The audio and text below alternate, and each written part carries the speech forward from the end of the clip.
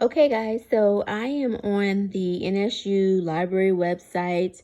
I will probably, when I do my office hours, and I'll do a Blackboard Collaborate session, I'll also make sure that I'm there and can walk people through if they still need help. But I wanted to just quickly record this so that you all can see how to pull scholarly sources. I'm doing one video for all of my classes. All of you will be required to use articles at some point and for the remainder of the course, and so I'm doing one video for everybody so I don't have to do this multiple times. But I just went to the NSU library website, and if you go to the home page at NSU, you just click on library. You can go to the A through Z link to find it, or if you scroll all the way down to the bottom of the NSU homepage, there is a link that says library. You click on it, it takes you to the Lyman Beecher Brooks library page here. Okay, now when you want to find articles, journals, books, whatnot, what have you, search. Pretty straightforward. Okay. You can do journals and periodicals, databases, ebooks if you need books. So again, also digital collections for things that they have that are solely considered online or digital collections only. It's all here. Okay, so once you get here, I think I normally click databases. Okay, databases A to Z, and you can click this here, which is another redirect. And then I tell people the database that I love is Jstor. Okay, and then this is very interesting. Jstor also, because of the pandemic, has like relaxed its restrictions. So I think even if you go to it through a university site, you still may be able to pull articles now because they lifted restrictions due to the pandemic. But since you guys are college students, you have the access included in your tuition fees. And so you just click on Jstor, which is super popular, as you can see. And then it'll take it here. Now, let me see.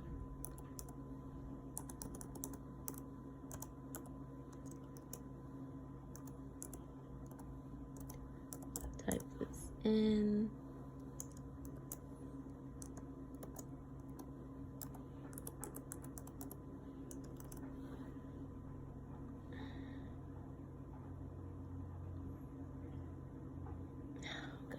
I'm trying to do this with my left hand. Hold on. H. Oh.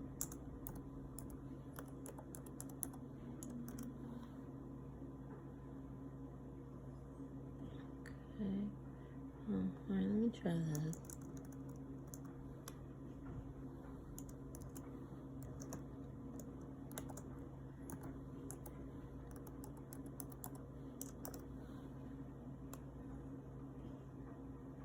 Okay, there we go. You don't need your at nsu.edu. Okay, so here we are. And I'm glad that actually happened. So you can see you're just putting in your user ID for NSU and then your password. All right, so see access provided by Norfolk State University at the top. Now we're ready to search. Okay, so depending on what your topic is, you can search by author, you can search by subject or issue. So I'm gonna put let's see what we get when we put in okay, I'm gonna just put in Black Lives Matter. All right, and see what comes up. All right, so we're waiting for it to load. I don't want them to save my password at this time. And then whoop, look at this. 103,000 articles, right? So for those that say they can't find anything, miss me with that. Okay, so here we see tons of articles, Black Lives Matter. Now I'm gonna say, because we don't want too many dated articles, we're in 2020. Really, honestly, 10 years to present is best, but I'm gonna give you guys some grace. And I'm gonna put like basically 2005. I think that's reasonable to 2020 and see what comes up. Okay, because obviously Black Lives Matter didn't exist beyond a certain point when we're talking about the social media movement. But here we go. Okay, so look at all of these wonderful articles. 20, so it reduces the number, right? But look at all of these great articles. Okay, tons. One of the things that I teach you all is that you want to pay attention to the pagination. So meaning this one is like a 2-page type review bulletin. That might be something you want to look up if you don't have a whole lot of time. This one is 739 to 763. Much longer in terms of the amount of pages that you would have to look through to determine whether or not there's something that you want to use. So pay attention to the pagination. If you want to save yourself some time, and I'm gonna make this a little bit bigger. If you want to save yourself some time, pay attention to how long the items are that you're pulling. 204 to 207. Okay, again, this one's pretty short. That's good. So if you want shorter articles, I would suggest paying attention to the pages. Now, let's say we're ready to open one of these wonderful articles and keep them for our research or for whatever assignment we might be using. You just want to hit download PDF. It's going to ask you to say, sure, I'm going to obey the rules. You accept it, and boom, your article should populate.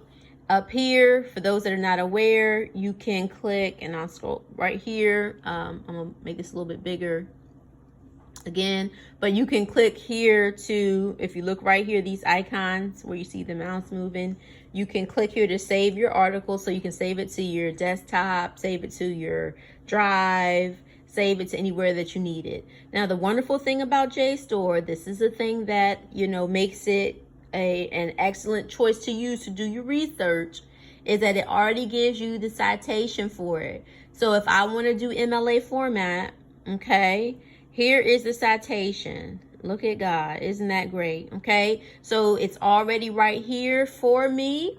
What I typically do, I'm going to copy it and paste it and show you what I do when I'm using this for my own research purposes. Okay, I'm going to scroll down here. Just add to this. This is the annotation worksheet, but I'm just going to show you here what you can do. Hit paste. Okay, I just did control V. I think that's what I did.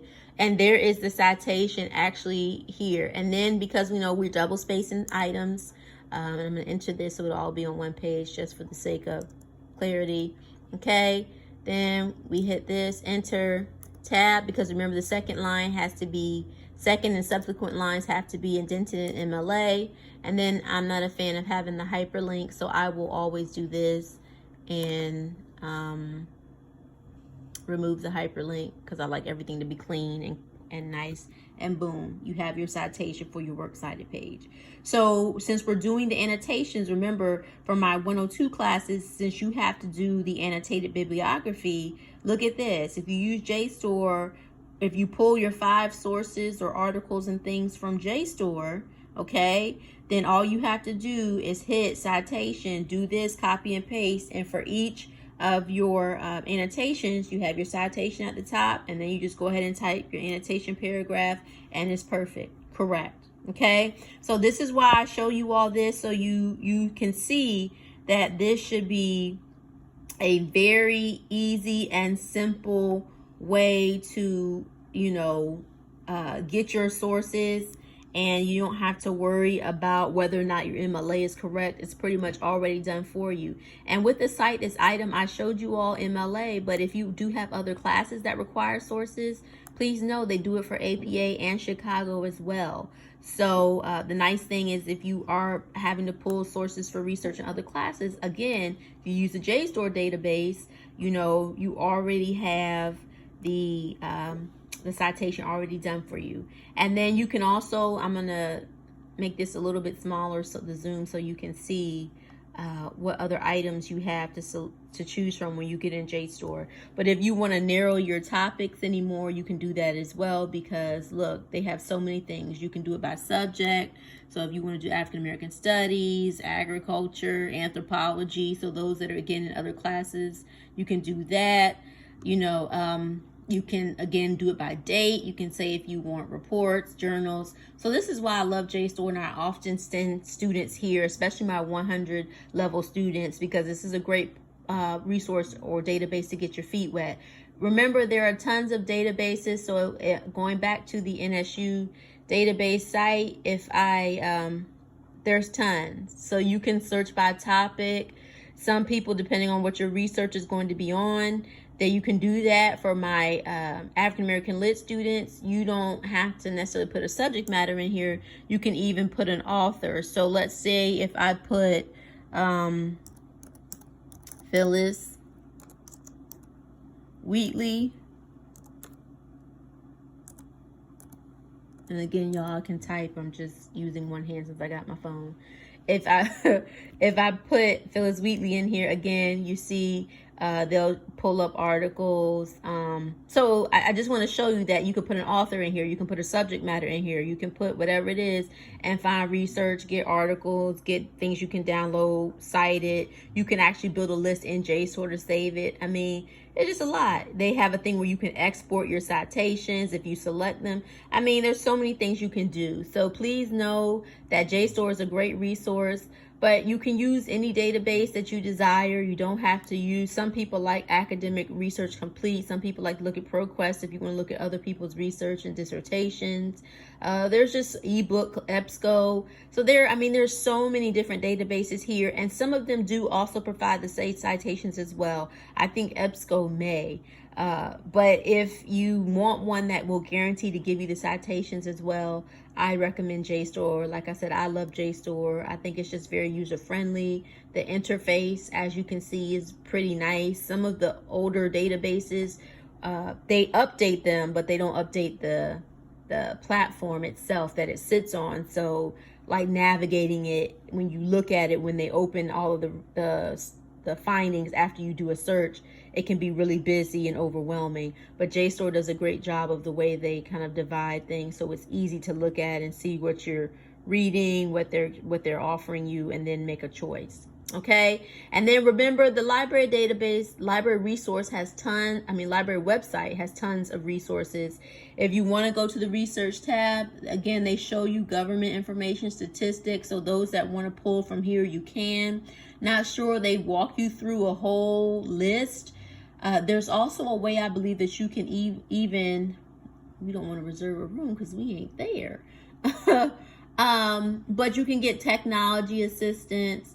There's so many things that, and then of course they have also, if you need resources, there's so much here. So you can do a lot on the library page. In the interest of time, I'm not going to walk you through everything, but I do want you to see that there are tons of resources here at the library, even if you are at a distance or not on campus, to be able to pull your sources. So I hope this was helpful, and then let me know if you have any additional questions, but make sure you're using the library site. It's very user-friendly, and you've paid for this access, so take advantage of it.